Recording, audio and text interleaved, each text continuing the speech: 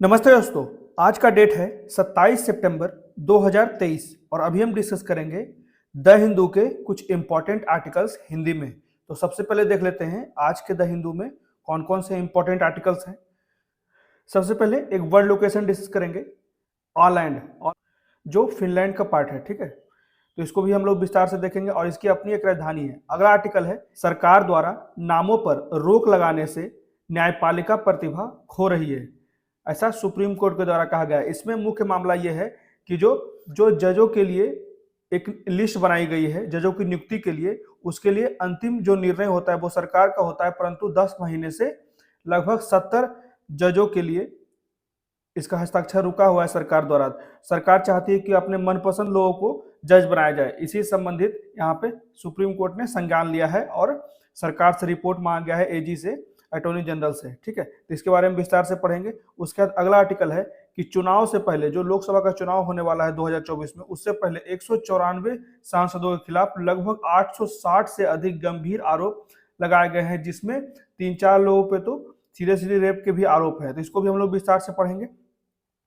उसके बाद अगला आर्टिकल है कि जलवायु परिवर्तन के साथ नई बीमारी परिदृश्यों से निपटना भी आवश्यक है, क्योंकि ऐसा बहुत बार देखा जा रहा है सर्वे में कि जैसे जैसे हमारा जलवायु परिवर्तन और गंभीर होता जा रहा है, उससे नई नई समस्याएं उत्पन्न हो रही है, नए नए प्रकार की बीमारी, नए नए प्रकार के वायरसेस उत्पन्न हो रहे हैं। एक केरला में भी नए नए वायरस से बहुत तरह के समस्याएं उत्पन्न हो गई।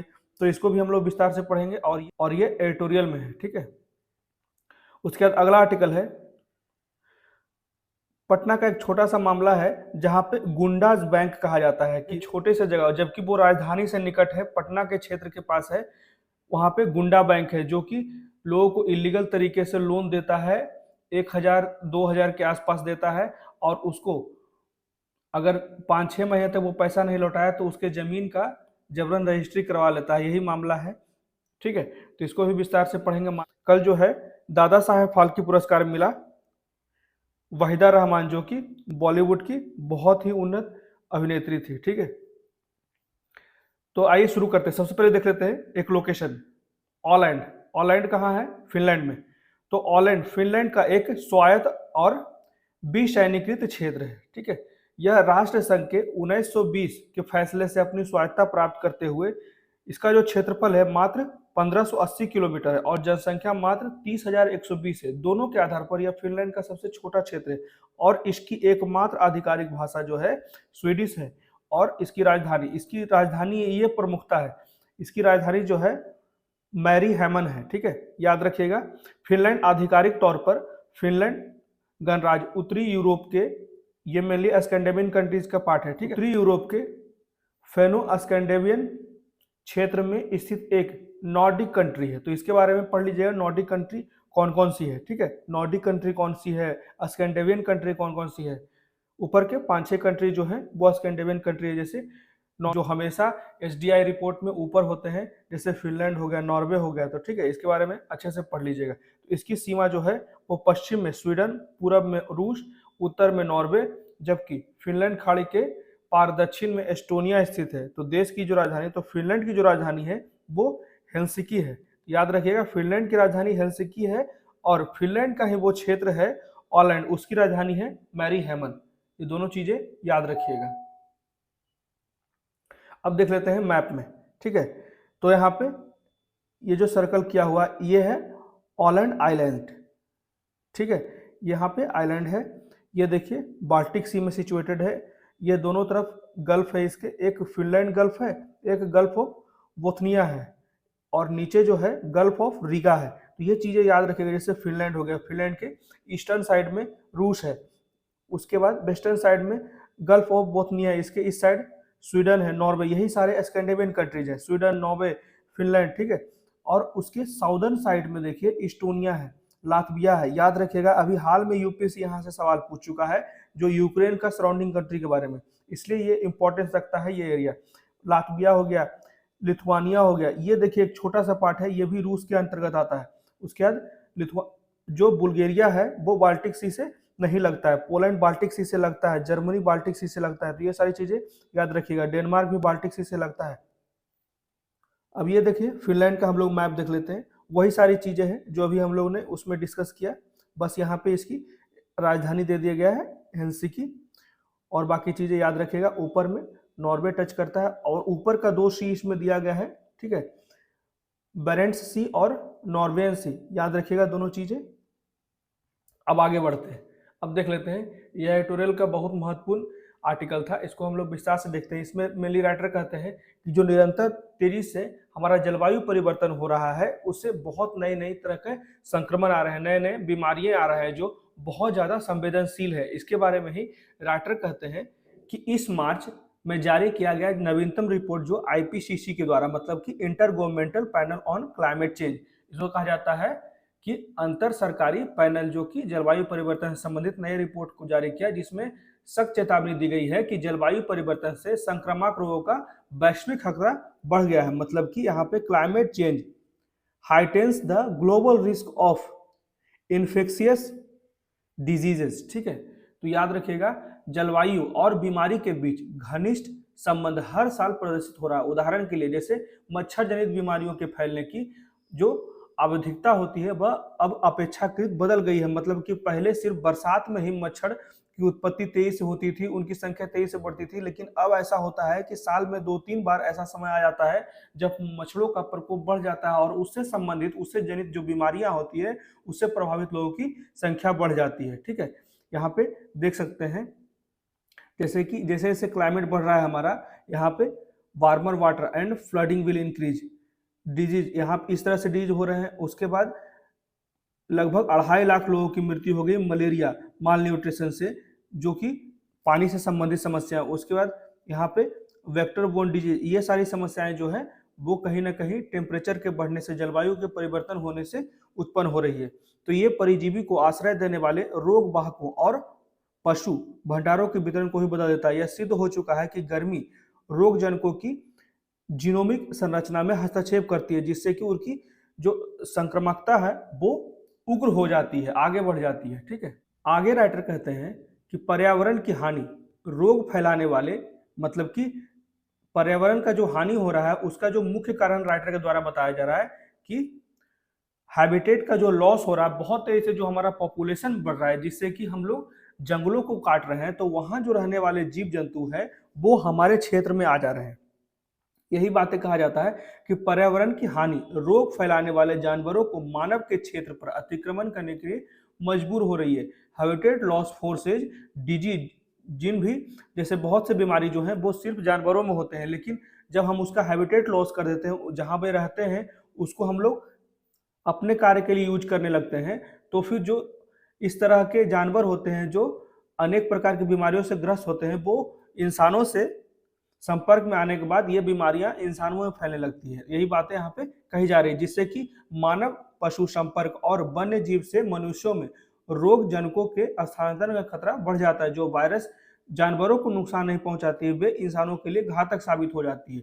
जैसे कि निपाह वायरस का एक एग्जाम्पल दिया गया जो हाल में केरल में बहुत ज्यादा परेशानी उत्पन्न कर दिया था, जो कई वर्षों से केरल में प्रकोप का कारण बना हुआ, और इसका एक बहुत ही अच्छा उदाहरण है जो हम हैबिटेट लॉस कर देते हैं।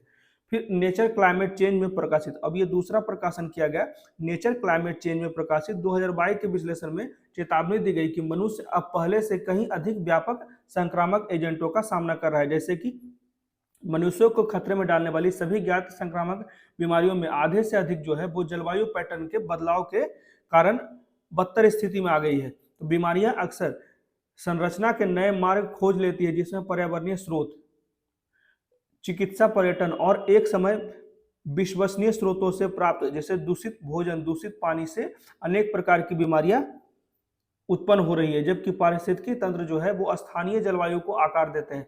जलवायु परिवर्तन पारिस्थितिकी तंत्र को बदल रही है। यह गतिशीलता जो है वो आक्रामक प्रजातियों का परिचय दे रही है और मौजूदा जीवन स्वरूप की सीमा का विस्तार कर रही है। ये दोनों पारिस्थितिकी तंत्र में अनेक प्रकार के उतार चढ़ाव दिखाई दे रहे हैं जो हमारी जटिलता को संकेतित कर रहे हैं और प्रकोप की भविष्यवाणी करने के लिए पारिस्थितिकीविदों और महामारी वैज्ञानिकों को भ्रमित कर रहे हैं। ठीक है, तो अनेक प्रकार के जो क्लाइमेट चेंज हो रहे हैं इससे इस तरह की समस्याएं आ रही है। उसके बाद यहाँ पे कहा जाता है मानव प्रेरित जलवायु परिवर्तन, मतलब कि मानव के द्वारा जो कार्य किए जा रहे हैं उससे जो दुष्परिणाम हो रहा है जलवायु परिवर्तन का, यहाँ पे कहा जाता है, और एक अभूतपूर्व स्वास्थ्य भेद्यता संकट, मतलब कि अनप्रिडिक्टेड हेल्थ वल्नरेबिलिटी क्राइसिस उत्पन्न कर रहा है, जिससे कि भारत में खासकर ऐसा हो रहा है क्योंकि भारत अभी विकासशील देश है और यहाँ पे अभी भी स्वास्थ्य के जो इंफ्रास्ट्रक्चर है वो बहुत ही मजबूत नहीं है। विशेषकर यह भयानक रूप जो है वो ऑमिनस इम्पैक्ट महसूस किया जा रहा है भारत में, जैसे कि शुरुआती गर्मी और अनियमित मानसून के कारण गंगा के मैदानी इलाकों और केरल में पानी की कमी को देखा गया। ये जलवायु परिवर्तन के गंभीर संकटों को प्रकट करता है, जिसमें ढाका और कोलकाता में डेंगू महामारी और केरल में निपाह का प्रकोप शामिल है। ये सारे जो समस्याएं उत्पन्न हो रही है ये कहीं ना कहीं संबंधित है जलवायु परिवर्तन से, और ये मानव के कारण हो रहा है, जो इंसान अपने लाभ के लिए अनेक प्रकार के बहुत तेजी से विकास कर रहा है बिना प्रकृति की प्रासंगिकता को समझे हुए। ठीक है, इसी कारण ये समस्याएं उत्पन्न हो गई है। हमें कोलकाता या केरल में हाल के प्रकोप या इसकी गैर मौसमी स्थिति पर आश्चर्य क्यों नहीं होना चाहिए। तो आगे राइटर कहते हैं कि इस पर निगरानी और रिपोर्टिंग करने की आवश्यकता है। बदलते रोग परिदृश्यों में उसका पता लगाने और उससे निपटने के लिए रणनीति में संशोधन की आवश्यकता है। जो हमारी देश की रणनीति है, सरकार की जो नीतियां हैं उसमें संशोधन की आवश्यकता है, जिससे कि ऐसा देखा गया है कि पिछले 2 दशकों में भारत ने प्रकोप की अपनी रिपोर्टिंग में सुधार किया है। अनेक प्रकार की नियमितता अपनाई गई है भारत सरकार द्वारा, जिसमें एकीकृत रोग निगरानी कार्यक्रम, ठीक है, 2007 में कुछ राज्यों में शुरू किया गया, जिसमें 2008 में 553 प्रकोपों की रिपोर्ट करने के बाद 2017 में इसने 1714 की सूचना दी। ठीक है, तो यहाँ पे कहा जाता है 2008 में 553 प्रकोप थे, समस्याएं थी, और 2017 में यह बढ़कर 1714 की सूचना दी। इससे एक नए वेब सक्षम लगभग वास्तविक के पक्ष में चरणबद्ध किया गया, जो कि रियल टाइम, यहाँ पे कहा जाता है रियल टाइम इलेक्ट्रॉनिक सूचना प्रणाली, जिसे कि integrated health information platform IHIP कहा जाता है, जो कि real time electronic information system होता है, जो जिस समय होता है उसी वास्तविक समय में इन सारी सूचनाओं को हमसे अवगत कराता है।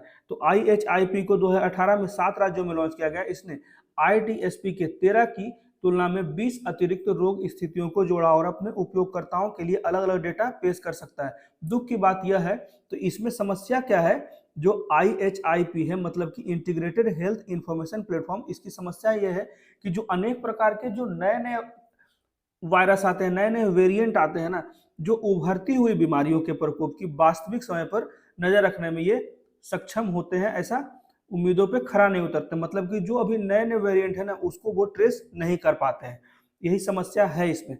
तो निगरानी का जो वर्तमान डिजाइन उभरते रोग परिदृश्य के लिए पर्याप्त नहीं है। तो ऐसा कहा जा रहा है राइटर के द्वारा कि हमारा जो अभी वर्तमान जो इंफ्रास्ट्रक्चर है, जैसे इंटीग्रेटेड हेल्थ इंफॉर्मेशन प्लेटफॉर्म, वो अभी बदलते जो परिस्थितियां हैं, निरंतर जो क्लाइमेट चेंज हो रहे हैं, जो नए नए वेरिएंट आ रहे हैं, नए नए बीमारियां उत्पन्न हो रही हैं, तो इसके लिए पर्याप्त सिस्टम नहीं है, इसे अपग्रेड करने की आवश्यकता है। जलवायु परिवर्तन से प्रेरित बीमारियों के प्रसार को कम करने के लिए पारिस्थितिकी तंत्र की सुरक्षा, ग्रीन हाउस गैस उत्सर्जन पर अंकुश लगाना, और यही एक मुख्य तरीका है हमें, जो जलवायु परिवर्तन को अगर हम रोकेंगे तो इनसे जनित जो बीमारियां हैं उस पर भी हम नियंत्रण पा सकते हैं। जैसे पारिस्थितिकी तंत्र की सुरक्षा करना होगा। ग्रीन हाउस गैस आप लोगों को मैं बहुत बार बता चुका हूं, जैसे कि CO2 कार्बन डाइऑक्साइड हो गया, CH4 मीथेन हो गया, CFC हो गया, तो ये सारी चीजें याद रखिएगा।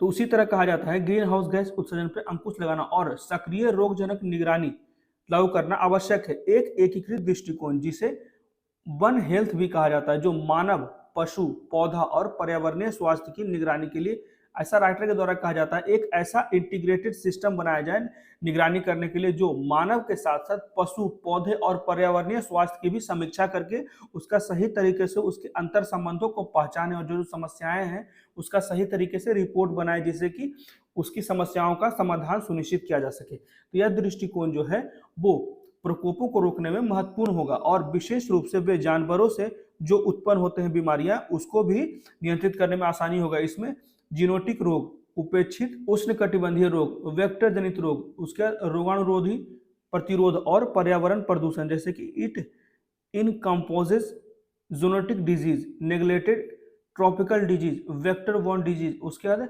Anti microbial resistance and environmental contamination. तो ये सारी चीज़ों को कम करने में आसानी होगी जब हम ऐसा एक इंटीग्रेटेड सिस्टम बना देंगे जिससे कि मानव के साथ साथ पशु, जानवरों, पौधों और पर्यावरणीय स्वास्थ्य की समीक्षा की जाएगी।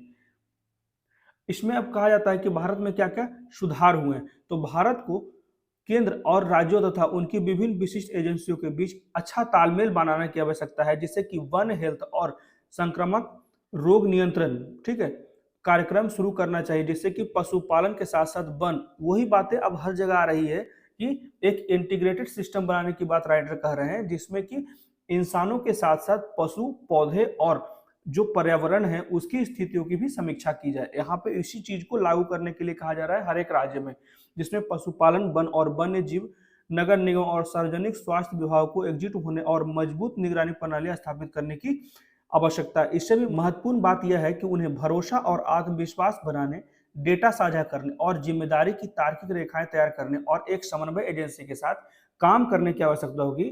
अब तक प्रधानमंत्री के प्रधान वैज्ञानिक सलाहकार का कार्यकाल यह पहल कर रहा है, लेकिन एक नए विश्व बैंक और अन्य बड़ी फंडिंग के साथ इसके लिए अधिक समन्वय और प्रबंधन की आवश्यकता है। मतलब ये कहा जाता है ऐसा सिस्टम बनाने के लिए हमें बहुत बड़ी मात्रा में निवेश की भी आवश्यकता है।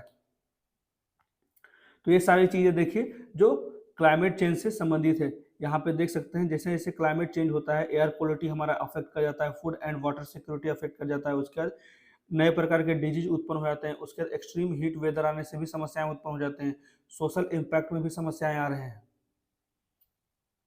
ठीक है।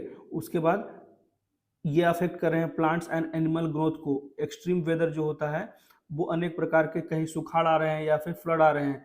उसके बाद सी लेवल के बढ़ने से भी जो ओशन है उसका टेम्परेचर, जो एवरेज टेम्परेचर वो भी बढ़ रहा है, इससे ग्रीन हाउस गैस का भी उत्सर्जन बढ़ रहा है। तो ये सारी चीज़ें इंटरकनेक्टेड है और इसे ध्यान रखिएगा। इसमें बहुत ही अच्छी पॉइंट थी, खास के वो इंटीग्रेटेड सिस्टम की जो बात की गई है उसे याद रखना है।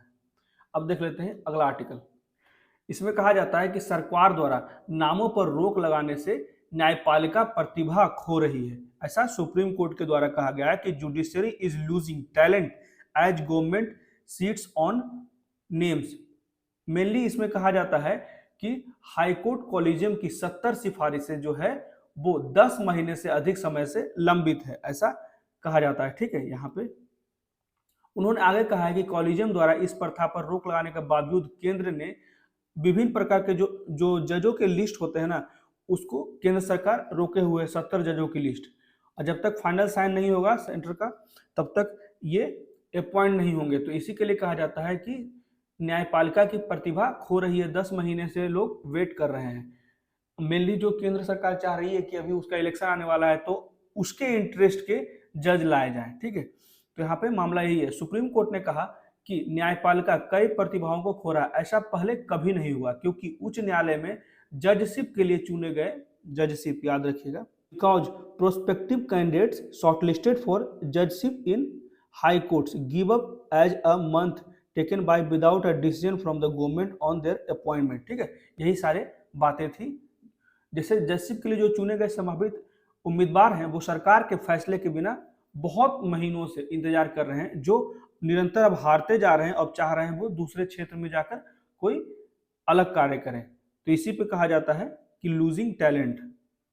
तो यहाँ पे many a bright legal mind, मतलब कहा जाता है कि जो 70 लोग जजशिप के लिए वेट कर रहे हैं उसमें बहुत से ऐसे छात्र हैं, ऐसे स्टूडेंट हैं, ऐसे जज हैं जो ब्राइट लीगल माइंड के हैं, willing to sacrifice their law, मतलब कि वो अब उम्मीद छोड़ रहे हैं और वो willing to sacrifice their law practices to join the bench. सरकार द्वारा नामों को अलग करने के शिकार हो गए हैं, जो अज्ञात कारणों से एक नाम को दूसरे नाम से अधिक पसंद करते हैं। वही बताया गया जो उसका इंटरेस्ट है ना केंद्र सरकार का, कि 2024 में जो इलेक्शन होने वाले हैं उसके इंटरेस्ट के लोग वहां पे आए।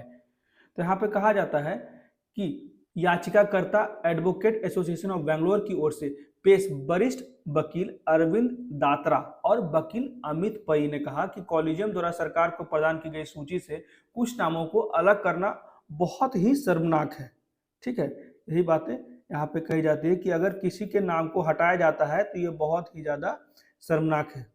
इसी में आगे कहा जाता है वकील प्रशांत भूषण ने कहा कि कॉलेजियम द्वारा इस प्रथा पर रोक लगाने के बावजूद, यहाँ पे ऑलरेडी कॉलेजियम इस प्रथा पर रोक लगा दिया है, ठीक है, फिर भी सरकार ने बिना किसी दंड के नामों को अलग करना जारी रखा, ऐसा श्री भूषण ने कहा। वकील प्रशांत भूषण जो है वही कह रहे हैं कि कॉलेजियम ने अब और नहीं कहा है, मतलब कि लेकिन फिर भी अभी सरकार द्वारा ये प्रथा जारी है। कॉलेजियम ऑलरेडी कह चुका है कि जो केंद्र सरकार है अब ऐसा नाम में हेरफेर नहीं करेगा, जो भी रिकमेंडेशन दी गई है कोर्ट द्वारा उसको फाइनलाइज करेगा, लेकिन फिर भी ऐसा नाम बदलने का परंपरा अभी भी जारी है सरकार द्वारा। तो आगे उन्होंने कहा कि अब समय आ गया है कि अदालत सख्ती से कार्रवाई करे और किसी को अवमानना के लिए दोषी ठहराए, ठीक है। तो यहाँ पे यही बातें कही जा रही है। जजशिप के लिए जो अनुशंसित 70 नाम है उसकी ओर आकर्षित करते हुए कहा कि वो 10 महीने से अधिक समय से सरकार के पास लंबित है उसका फाइल, और अभी भी वो क्लियर नहीं किया गया है, जिससे कि अनेक प्रकार के चिंताएं उत्पन्न हो गए, खास के उन 70 जो जजशिप के लिए इंतजार कर रहे हैं, ठीक है। उन्होंने कहा कि सुप्रीम कोर्ट कॉलेजियम द्वारा अनुशंसित 26 तबादलों पर सरकार की ओर से कोई बयान नहीं आया। इसमें एक बात और कही गई, जो 26 तबादला किया गया सरकार द्वारा, उस पर भी जब सुप्रीम कोर्ट ने जवाब मांगा तो केंद्र सरकार ने कोई जवाब नहीं दिया। तो ये सारी मनमानी को देखते हुए सुप्रीम कोर्ट कोई बड़े कदम उठाने की तैयारी कर रहा है। तो उच्च न्यायालय में नियुक्तियों के लिए कॉलेजियम द्वारा की गई 9 सिफारिशें, नई सिफारिशों पर सरकार द्वारा न तो कोई कार्रवाई की गई और न ही कॉलेजियम को वापस लौटाएगा। तो ये सारे बहुत से समस्याएं हैं। कभी जब 9 नियुक्तियां की गई उच्च न्यायालय द्वारा तो उसको भी सरकार ने अपनी सहमति नहीं दी, नहीं वो सहमति दी नहीं वो इनकार किया, उसको बस पेंडिंग में डाल दिया। तो ये सारी समस्याओं से क्या होता है, ऐसे ही तो जो हमारा न्यायालय है उसका कार्य बहुत ज्यादा जटिल है और इतना सारा पेंडिंग केसेज होते हैं, और फिर भी जब 70 हमारा जो हाई कोर्ट से रिलेटेड या सुप्रीम कोर्ट से रिलेटेड जज हैं, तो अगर उनका कार्य बाधित रहता है जिससे कि हमारा कहीं ना कहीं इंफ्रास्ट्रक्चर है वो भी बाधित रहेगा। तो ये चीजें ध्यान रखनी चाहिए। तो विभिन्न उच्च न्यायालयों में नियुक्ति के लिए कॉलेजियम द्वारा दोहराए गए 7 अन्य नामों का भी भाग सरकार के पास अनिश्चित काल से लंबित है। तो वही कहा जाता है कि बहुत से मामले ऐसा है जो सरकार जानबूझकर रोकी हुई है। प्रक्रिया ज्ञापन के तहत सरकार को कॉलेजियम द्वारा दोहराए गए नामों को बिना किसी देरी के नियुक्ति करने की आवश्यकता है। तो इसी पे अटॉर्नी जनरल जो है उस पर कदम उठाने की बात किए हैं और उन्होंने 1 सप्ताह का 1 वीक का समय मांगा है, ठीक है। तो यहाँ पे कहा जाता है कि मैं इस मामले को हर 10 दिन में उठाऊंगा जब तक कि आप मुझे नहीं बताएं कि इन नामों का क्या हुआ। सुप्रीम कोर्ट कहती है एजी से, ठीक है, अटॉर्नी जनरल से। तो मैं आज ज्यादा कुछ नहीं कह रहा हूं क्योंकि अटॉर्नी जनरल ने समय मांगा है, लेकिन अगली बार मैं बहुत कुछ कहूंगा, ऐसा जस्टिस कौल ने कहा। तो अदालत ने अटॉर्नी जनरल को लंबित न्यायिक नियुक्तियों और तबादले पर सरकार को कार्रवाई के लिए राजी करने के लिए सुनवाई की अगली तारीख को 9 अक्टूबर तक रखा है। तो इस बीच अटॉर्नी जनरल ने 1 सप्ताह का समय मांगा है। देखिए प्रयास किया जाएगा कि जल्द से जल्द ये समस्या दूर हो जाए, क्योंकि हमारे न्यायपालिका में ऐसा ही बहुत ज़्यादा वर्कलोड है। तो इसलिए ये जो 70 लोगों की नियुक्ति है और जो 26 तबादले हुए हैं उसका जल्द से जल्द सरकार निपटार करे, ठीक है। अब देख लेते हैं अगला आर्टिकल। ये आर्टिकल है मेनली जो चुनाव आने वाला है 2024 से। तो इसमें कहा जा रहा है कि over 860 serious charges pending against 194 MP before poll, ठीक है। चुनाव से पहले 194 सांसदों के खिलाफ 860 से अधिक गंभीर आरोप लंबित हैं। 20 से अधिक सांसदों पर महिलाओं के खिलाफ अपराधों में शामिल होने के आरोप लंबित है, जिसमें से 4 बलात्कार के हैं, ठीक है। ये सारी चीजें यहाँ पे कहा जा रहा है। तो पिछले सप्ताह महिला आरक्षण विधेयक जो संसद के दोनों सदनों से पारित हो गया। तो विधेयक के पारित होने से पहले संसदीय बहस के दौरान कई सांसदों ने इस तथ्य पर चिंता व्यक्त की कि कई सदस्य जो हैं, मेंबर्स जो हैं पार्लियामेंट के, यहाँ पे कहा जाता है कि many members have serious case of crime against women pending against them.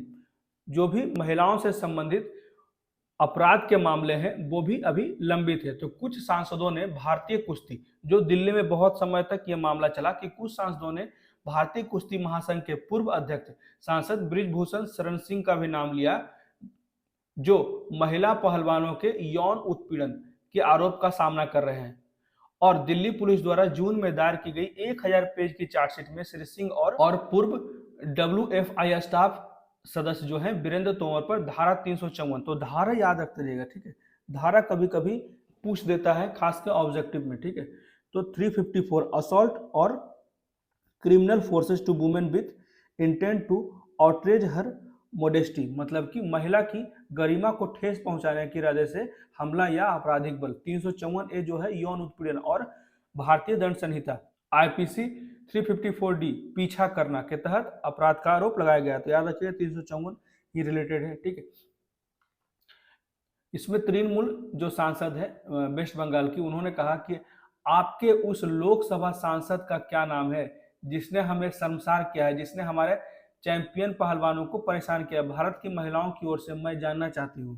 तो ये भी कभी कदार ही आती है पार्लियामेंट में, लेकिन अच्छे अच्छे सवाल कर रही है यहाँ पे महिलाओं के लिए खासकर। तो भारत की महिलाओं की ओर से वो जानना चाहती है कि इस नई इमारत, जो नए संसद में लोग अब कार्यकाल चला रहे हैं, संसदीय कार्यवाही हो रही है, तो इसमें कहा जाता है इस नई इमारत में बैठकर अभी भी क्या कर रहे हैं। शिरोमणि अकाली दल की सांसद हरमनप्रीत कौर बादल ने भी लोकसभा में कहा कि हरियाणा में एक मंत्री पर यौन उत्पीड़न का बहुत से मामले यहाँ पे हैं, वही दर्शाया गया है राइटर्स के द्वारा। अनेक प्रकार के मामले हैं जो कि महिलाओं से संबंधित हैं। अभी जो महिला से संबंधित एक बिल पास हुआ है, लेकिन फिर भी ये जो मामला 860 सीरियस केसेस चल रहे हैं, तो फिर भी ऐसा भारत का जो कानून है कि वो देश की सबसे महत्वपूर्ण व्यवस्था का महत्वपूर्ण अंग है, ठीक है। 194 एमपी जो हमारी नीतियां बनाते हैं, तो यही बातें यहाँ पे राइटर संकेतित कर रहे हैं कि देखिए जो सबसे महत्वपूर्ण पद है देश का, वहां पे इस तरह के करप्ट व्यक्ति को होना कहीं से भी सराहनीय नहीं है। इसे एक निश्चित एक्शन लेने की आवश्यकता है। यहाँ पे कहा जाता है कि 763, ठीक है, 763 लोकसभा प्लस राज्यसभा के ऐसे एमपी हैं जो अनेक प्रकार के वहां पे कंप्लेंट हो चुके हैं। 763 एमपी हैं, ठीक है, लोकसभा राज्यसभा मिला के, जिसमें कहा जाता है 306 जो हैं 40% के खिलाफ जो है आपराधिक मामले हैं। उसके बाद 194 पे के खिलाफ गंभीर मामले हैं। तो 194 जो लोग हैं उन पे गंभीर मामले हैं। तो गंभीर आपराधिक मामलों में गैर जमानती अपराध, हत्या, अपहरण, भ्रष्टाचार की रोकथाम, उसके बाद बलात्कार और महिलाओं के खिलाफ अन्य अपराध शामिल है यहाँ पे। जैसे कि हम लोग देख सकते हैं, कि आज के जो नेता हो गए हैं वो इसी तरह के हो गए हैं, जैसे कि वोट देने जब आते हैं तो इस तरह का अपना इमेज रखते हैं, उसके बाद जब जैसे ही वो जीत जाते हैं तो इस तरह का इमेज हो जाता है। तो इसमें जो अभी हम लोग डिस्कस कर रहे थे, जैसे 763 लोकसभा और राज्यसभा के सांसदों को अनेक प्रकार के कंप्लेन हलफनामे दाखिल किए गए हैं। यहाँ पे हम लोग चार्ट में देख सकते हैं, जिसमें 306 पे जो किया गया है आपराधिक मामले हैं जो 40%, और 194 पे 25% के खिलाफ जो गंभीर आपराधिक मामले से संबंधित है। और ये सारे जो केसेज हैं वो लंबित हैं। गंभीर आपराधिक मामलों में ऐसे भी मामले हैं जैसे गैर जमानती अपराध, हत्या, अपहरण, भ्रष्टाचार की रोकथाम, बलात्कार और महिलाओं के खिलाफ अन्य अपराध भी, इन जो गंभीर आपराधिक मामले हैं इसमें ये इंक्लूड है, ठीक है। फिर भी इस पे कोई कार्रवाई नहीं किया जा रही है। यहाँ पे ही बातें की जा रही है। Charges of crimes against women भी यहाँ पे बहुत से एमपीज पे चलाए जा रहे हैं, उसी का यहाँ पे विश्लेषण था। 763 लोगों की बात की गई, जिसमें एमपीज विथ क्रिमिनल केसेज 306 है। उसके बाद सीरियस जो केसेज है वो 194 है। अटेम्प्ट टू मर्डर 32 है। उसके बाद क्रिमिनल अगेंस्ट वुमेन केसेज 21 है। मर्डर के लिए 11 चार्जेस चल रहे हैं और रेप का 4 केसेज चल रहे हैं एमपीज पे। फिर भी ये भी एमपी हैं।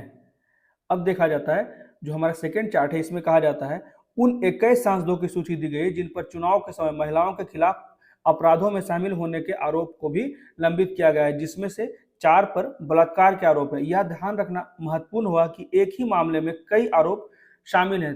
तालिका में उल्लेखित महिलाओं के खिलाफ आईपीसी 354 की धारा की बात बहुत ज्यादा की गई है, इसलिए पीसीएस में आ सकता है, याद रखिएगा। 356 अपराध, अपहरण और महिला को उसकी शादी के लिए मजबूर करना। 376 बलात्कार। 509 किसी महिला की गरिमा का अपमान करने के इरादे से शब्द, इशारा या कार्य करना। उसके बाद 354 ए, अभी हम लोग पिछला स्लाइड में देख लिए थे। 354 बी, महिला को निर्वस्त्र करने के इरादे से उस पर हमला किया जाना या आपराधिक बल का प्रयोग। 498 ए, किसी महिला के पति या पति के रिश्तेदार द्वारा उसके साथ क्रूरता करना, ठीक है। तो ये चीजें ध्यान रखिएगा एक बार। इसमें से 10 सांसद जो हैं, अब यहाँ पे पॉलिटिकल बातें आ जा रही है, लेकिन इसे भी देख लीजिए क्योंकि इसमें सभी के हाथ गंदे हैं। ठीक है, सभी पार्टियों का बराबर इसमें सहयोग है। तो यहाँ पे इसमें 10 सांसद जो है वो बीजेपी से संबंधित है, 5 सांसद जो है वो कांग्रेस से, 3 सांसद जो है वाईएसआर से, वाईएसआर कांग्रेस पार्टी से। ठीक है, और बाकी जो है अन्य पार्टियों से संबंधित एमपी है। तो उनमें से 5 सभी जो हैं वो भाजपा से पश्चिम बंगाल से चुने गए थे, और 3 केरल से सभी जो हैं वो कांग्रेस से हैं, और 3 आंध्र प्रदेश में सभी वाईएसआर से है। तो जो जो बड़ी पार्टियां हैं उससे संबंधित ये लोग हैं, उसके यहाँ पे चार्ट दिए गए हैं और चार्जेज के साथ दिए गए हैं, और किस पार्टी से संबंधित है और किस स्टेट से संबंधित है ये सारी चीजें दी गई है, और जिसपे कौन कौन से केसेज भी लगाए गए हैं जो यहाँ पे हम लोगों ने विस्तार से पढ़ा। ठीक है, इसे पढ़ना चाहिए आदमी को, जिससे कि आपका जो आंसर में वेटेज बढ़ेगा। अगर ऐसा कोई सवाल पूछ देता है जैसे कि एमपी से संबंधित, एमपी के गरिमा से संबंधित, और इसका क्या दुरुपयोग किया जा रहा है, ठीक है, हमारे देश में, तो इसके एक बहुत ही अच्छा एग्जाम्पल है, इसको आप लोग सही तरीके से लिख सकते हैं। उसके बाद चार्ट 3 में ऐसा कहा जाता है कि राज्यवार उन सांसदों को दिखाता है जिसके चुनाव के समय उनके खिलाफ गंभीर आपराधिक आरोप जो थे वो अभी भी लंबित हैं, और प्रत्येक यहाँ पे जो गोला बनाया गया है उसी से संदर्भित किया जाता है। और दाहिने ओर जितना दूर सांसद पर गंभीर आरोपों की संख्या उतनी ही अधिक है। यहाँ पे कम है आरोप। ठीक है, जैसे जैसे इधर आते हैं जितना गोला बढ़ता है उन पे ज्यादा से ज्यादा आरोप साबित है। तो तेलंगाना से भाजपा के बापू राव स्वयं पर 55 गंभीर आरोप थे जो सबसे अधिक है। ठीक है, ये तेलंगाना, ठीक है, याद रखिएगा। उनके बाद केरल से कांग्रेस के डीएन कुरियाकोस जिसपे 37 मामले हैं, कुल मिलाकर 194 सांसदों पर 860 गंभीर आरोप भी हैं, और फिर भी ये संसद में अपना योगदान दे रहे हैं। ये बहुत ही शर्मनाक है, क्योंकि हमारे देश का वहाँ नीतियां बनता है, और इस तरह के खुद जो अपराधी हैं वो इसके लायक नहीं है। पहले इसका निपटान होना चाहिए, जो भी लंबित मामले हैं वो न्यायालय द्वारा इसे एक निर्धारित परिणाम सुनाना चाहिए, जिससे कि उनकी छवि के बारे में अगर पता चल जाएगा कि वो अपराधी हैं तो फिर उसे हटाना चाहिए, उनकी जो मेंबरशिप है उसे कैंसिल करना चाहिए, और अगर वो क्लियर हैं, साफ सुथरे हैं, तो वो साबित होना चाहिए। ठीक है, जिससे कि जो जनता आपको चुन के लाए हैं उसका विश्वास कायम रह सके। तो यही सारी चीजें यहाँ पे बताई गई थी। अब देख लेते हैं एक अगला आर्टिकल भी, ये बहुत ही छोटा मैटर है। यहाँ ये पटना में एक क्षेत्र है, ठीक है, पटना सिटी। यहाँ पे सिंपली मैं बता देता हूँ, जो गुंडा बैंक था, मेनली कुछ तथाकथित यादव कम्युनिटी के लोग थे। कम्युनिटी पे नहीं जाना है, ठीक है, वो तो किसी भी कम्युनिटी के लोग ऐसा कुछ कर सकते हैं। तो यहाँ पे गुंडा बैंक चला रहे थे, जो यहाँ पे मौसिमपुर में है। तो एक महिला थी, शायद 2 साल पहले, वो 1500 रुपये ली थी, तो उसको असॉल्ट किया गया, मारा पीटा गया, और महिला का कहना है कि उसको निर्वस्त्र किया गया, लेकिन ऐसा कोई भी अभी तक साक्ष्य नहीं मिला है, और उसको 5-6 टाके आए, उसको ज़्यादा पीट दिया गया। तो इसमें जो मुख्य मुद्दा है, वहाँ पे कहा जाता है कि अगर वो 500 रुपये भी देता है तो उसका पर महीने का इंटरेस्ट 50 रुपये होता है, मतलब कि 10%। ठीक है, तो ये सारी चीज़ें हैं। और अगर वो 1000 से 10,000 के बीच में लोन देता है, जो गुंडा बैंक है, ठीक है, तो वो प्रयास करता है, if a borrower is unable to repay, तो 1000 से 10,000 भी रुपए अगर वो नहीं लौटा पा रहा है तो उसको फोर्सफुली उसका जो घर है वो रजिस्टर करवा लेता है। तो ये है मुख्य मुद्दा। और इसका एक और बात है, जो गुंडा बैंक है वो डजेंट कीप रिटर्न रिकॉर्ड, वो रिटर्न रिकॉर्ड नहीं रखता है, परंतु ये मामला को सुलझा लिया गया है। इसमें इसको हाल में कंपनसेशन दे दिया गया है। देखिए, अविनाश रंजन जो खुसरूपुर के ब्लॉक वेलफेयर ऑफिसर हैं, वो 2 लाख रुपए, सरकार अपना पल्ला झाड़ दी, 2 लाख रुपए देखिए, जिसमें 1 लाख रुपए उसके अकाउंट में चला गया है। और यहाँ पे जो एक्शन लिया गया, ये याद रखना है कि नेशनल ह्यूमन राइट कमीशन के द्वारा on Tuesday to suo motu, ये ठीक है, स्वतः संज्ञान लिया गया। तो ये चीजें याद रखिएगा। और महिला जो थी वो दलित समुदाय से संबंधित थी, तो यहाँ पे ये भी एक्ट लगाया गया है, schedule caste and schedule tribe act. ठीक है, तो ये चीजें ध्यान रखिएगा। मेनली ये ऐसा एग्जाम्पल है कि आज भी हम लोग इतना आगे बढ़ रहे हैं, नई नई पॉलिसीज बन रही है, आरबीआई लगातार कंट्रोल कर रहा है, सरकार इतनी पारदर्शिता ला रही है, फिर भी इस तरह के बैंक कैसे अस्तित्व में? कहीं ना कहीं स्थानीय लोग भी तो इसमें जिम्मेदार हैं। क्योंकि देखिए, जब तक कहीं डिमांड नहीं होगा वहां पे सप्लाई नहीं होगा, सिंपल सी बात है। तो ये सारी चीजें आप लोग कहीं भी एथिक्स में भी लिख सकते हैं कि आज भी बहुत सी समस्याएं हैं, अभी भी जो दलित की महिलाएं हैं और भी जो विलेजर्स हैं वहाँ पे अभी भी ज्ञान की कमी है, जागरूकता की कमी है, जिससे कि वो बैंकों तक पहुंच सुनिश्चित नहीं कर पाते हैं, या फिर वो प्रक्रिया को नहीं समझ पा रहे हैं बैंक की, जिससे कारण इस तरह की घटनाएं देखने को मिल जाती है, खासकर ग्रामीण क्षेत्रों में। ठीक है, तो ये थे आज के कुछ इंपॉर्टेंट आर्टिकल्स जो द हिंदू में थे। कैसा लगा प्लीज मुझे कमेंट करके बताएं। मेरे वीडियो को ज्यादा लाइक करें, शेयर करें और मेरे चैनल को सब्सक्राइब करें। Thank you.